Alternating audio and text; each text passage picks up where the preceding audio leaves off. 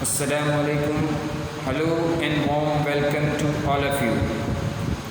Dear students, today I am here with the fifth part of history chapter number 1, the rise of nationalism in Europe. In the previous lecture, we had discussed about the aristocratic group of people which was the ruling group in Europe in those days, and then after we had discussed after industrialization new class emerged in the form of middle class. Now today we are going to discuss the political and economic concept of liberalism. As we discussed that new emerging middle class group of people, they spread the idea of national unity in most part of the Europe. So the ideas of national unity were closely associated with the ideology of liberalism. The term liberalism derives from Latin word liber, and in Latin liber means free.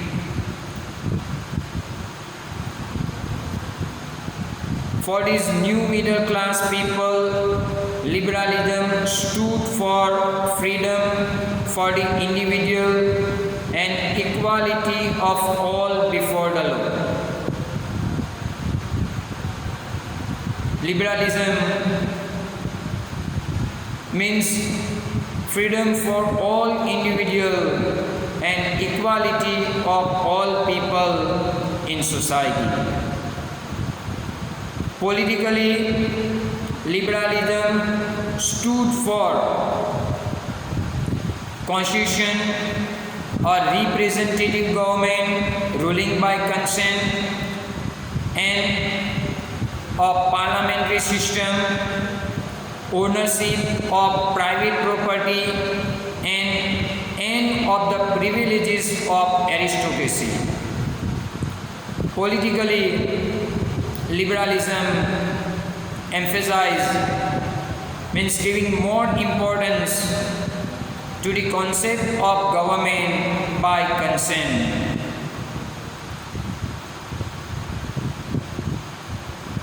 Liberalism also emphasizes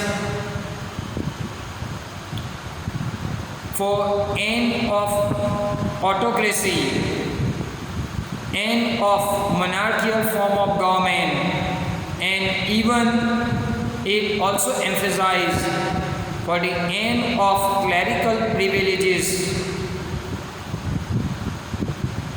of higher class people in society. Even it believes in constitution and representative government through parliament. Means liberalism stood for democratic form of government.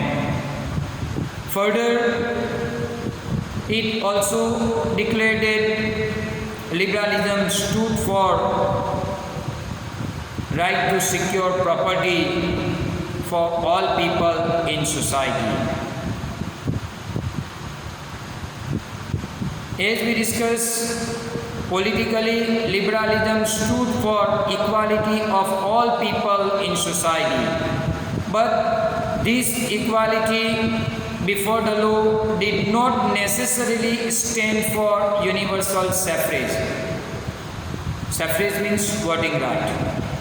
Equality did not stand for voting right, because in those days Europe, right to vote was given to only those people who purchase, who own the property. It means non-propertied men and women, they were not allowed to give vote. After French Revolution, for short period of time in the rule of Jacobin club, all the male adult they got right to vote. But Napoleonic Code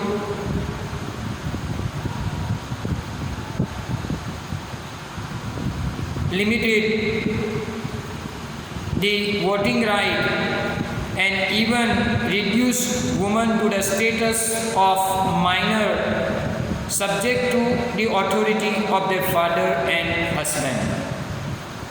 So these non-propertied men and women, they demanded voting right, and their movement continued till early 20th century. So this was the political concept of liberalism. Now I would like to clear the economic concept of liberalism. Economically, liberalism stood for freedom of market and end of state restriction on movement of goods and capital,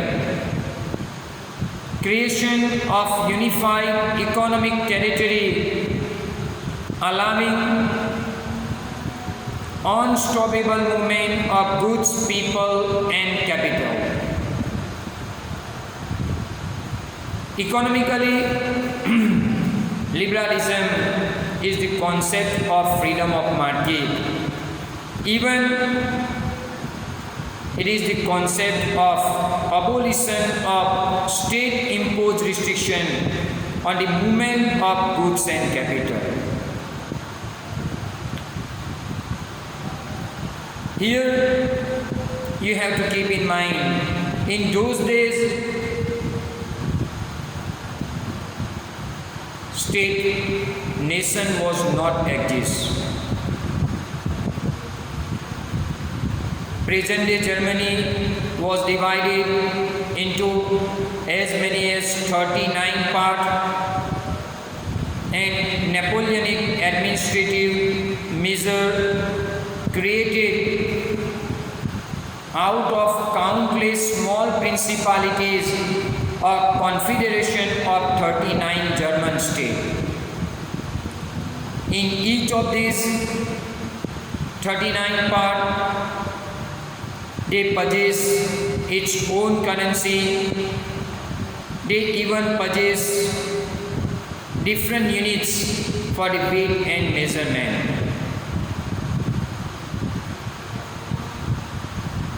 In those days, merchants traveling from Hamburg, from North Germany to Nuremberg, South Germany, had to pay custom duty at 11 places. And custom duties was calculated according to the weight and measurement of the goods. And each region has its own system of weight and measurement. The measurement of cloth, for example, the unit for the measurement of cloth was LE, E-double-L-E. And this unit in each region stood for different length of the cloth. For example, in Frankfurt, 1 LE is equal to 54.7 centimeter. In Mainz, 1 LE is equal to 55.1 centimeter. In Nuremberg, 1 LE is equal to 65.6 centimeter. And in Freiburg, 1 LE is equal to 53.5 centimeter. So because of it, the traders, the merchant, they were facing great difficulties in carrying the trade. Such conditions were viewed as the obstacle, as the difficulties for the economic exchange of the goods from one place to another place. That is why new commercial classes, they demanded for the creation of unified economic territory which allow unstoppable movement of goods, people and capital from one region to another region. So with this, I would like to conclude my today's lecture. Thank you very much for your cooperation. Allah Hafiz.